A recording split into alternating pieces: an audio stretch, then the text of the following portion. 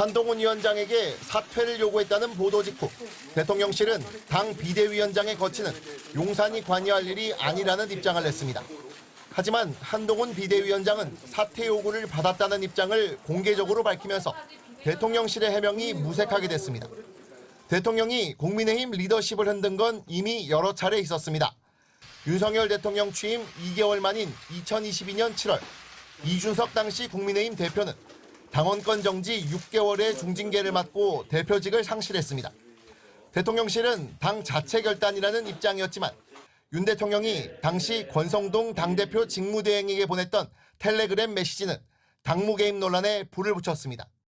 모든 과정은 절대 반지에 눈이 돌아간 사람들의 의중에 따라 진행되었기 때문입니다.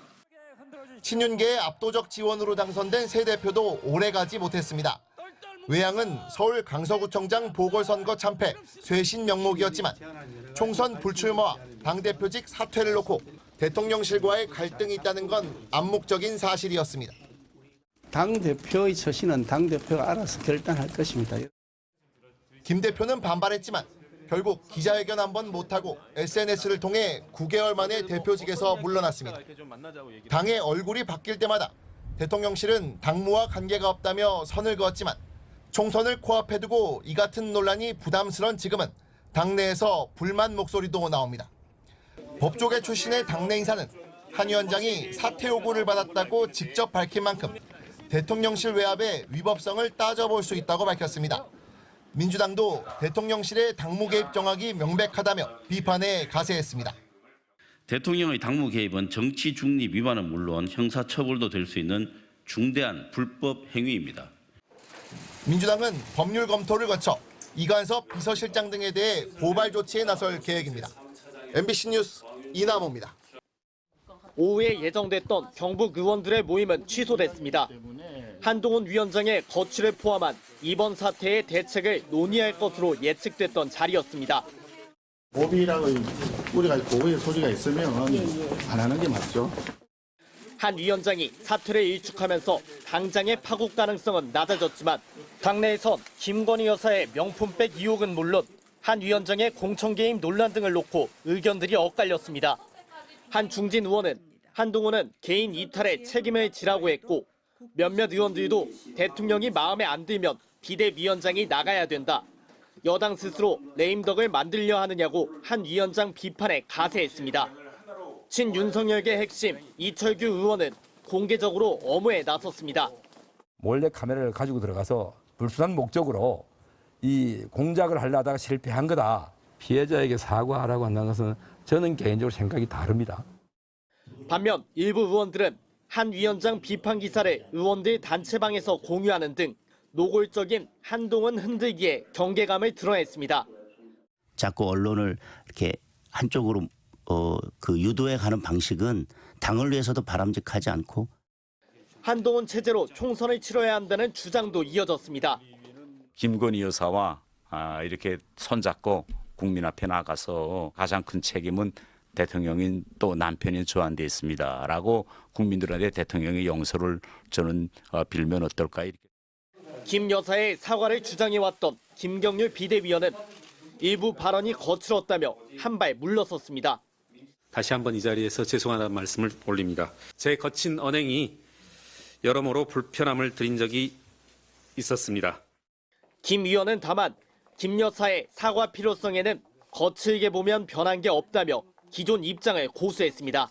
MBC 뉴스 윤수환입니다. 네, 국민의힘 취재하는 구승은 기자와 좀 더 이야기 나눠보겠습니다. 자, 구 기자, 대통령의 최측근이라고 불려왔습니다. 한동훈 위원장이 사퇴 요구를 받았고 또 그걸 거부를 했어요. 여당 내에서도 혼란스러울 것 같습니다. 분위기 어떻던가요? 네, 어제 오후부터 오늘까지 제가 전화를 돌려봤는데요. 네. 제가 무언가를 듣기보다는 의원들에게 취재를 당하는 느낌이었습니다. 그만큼 의원들의 당혹감이 컸고 네. 또 여당 내 충격파가 상당하다는 거겠죠. 대통령이 실제로 사퇴 요구를 한 게 맞냐, 네. 또 둘 사이를 이간질하려는 세력의 파워 게임이 아니냐. 아니냐 이런 질문까지 받았는데요. 네.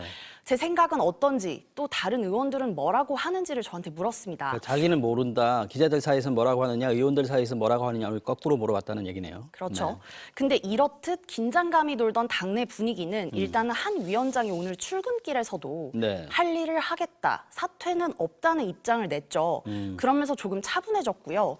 또 한 위원장의 사퇴를 요구하는 의원들의 공개적인 목소리는 특별히 나오지는 않았습니다.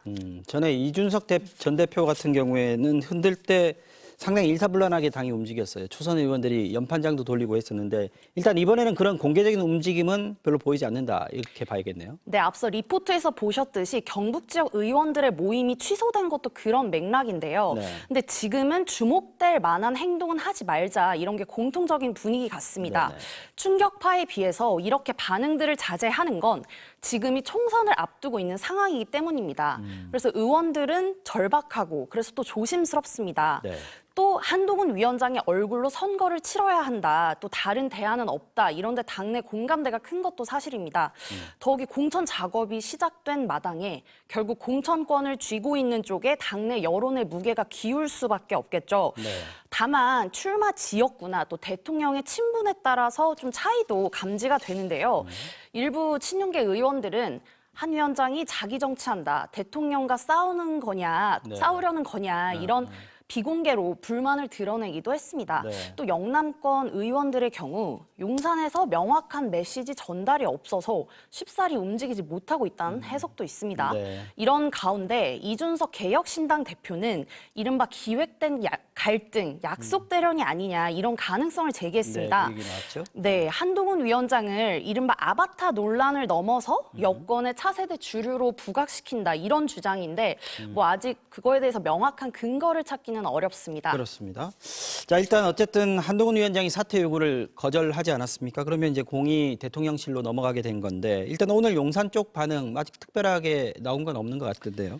네, 역시 총선이 얼마 남지 않았다는 상황 논리가 가장 큽니다. 네. 그러니까 양쪽 모두 확전을 막아야 한다는 절박감을 공유하고 있는 건데요. 그래서 어떤 모양새든 조만간 양측이 화해 메시지를 내놓으려고 할 것으로 보입니다. 네. 다만 갈등의 진원지라고 할 김건희 여사 리스크, 이걸 놓고는 이견이 아직 좁혀진 게 없습니다. 네. 얼마든지 다시 불이 붙을 수가 있는 거죠. 더욱이 대통령실은 한동훈 위원장을 사실상 공개 비판하면서 김경률 비대위원을 마포울에 낙하산 공천한다 이런 걸 문제를 삼았는데요. 네. 김건희 여사를 비판해온 김 위원을 못마땅해 하던 차에 공천의 불공정함을 명분으로 내세웠다 이런 해석도 가능합니다. 네. 따라서 여당의 공천 결과가 윤곽을 드러내고 특히 현역 의원들 간의 희비가 엇갈리면서 언제든 여사 리스크를 매개로 갈등이 재점화할 가능성이 있습니다. 네, 오늘은 여기까지 듣겠습니다. 구승희 기자 잘 들었습니다.